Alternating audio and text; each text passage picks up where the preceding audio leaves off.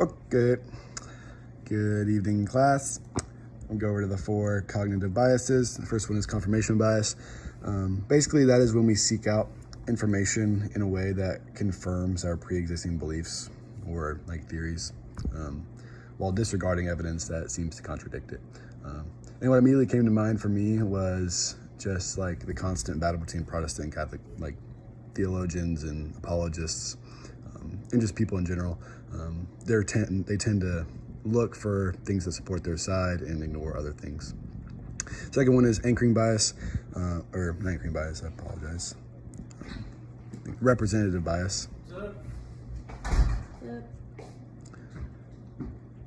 And that one is when we judge the probability of an event based on how similar it is to like a previous happening of that thing, rather than relying on like actual data or probabilities.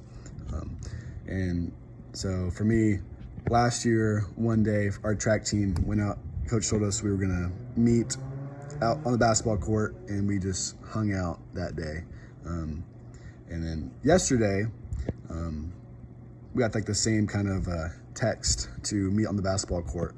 And I had assumed that we were just gonna be hanging out, but turned out to be a punishment for the freshmen, which was very sad for them. But I had based my assumption not on facts and data, but based on what I had thought from the one time it happened in the past. And then we have illusion of control.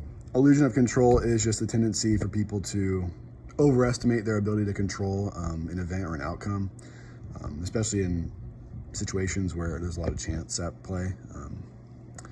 What comes to mind for this one is probably just the lottery.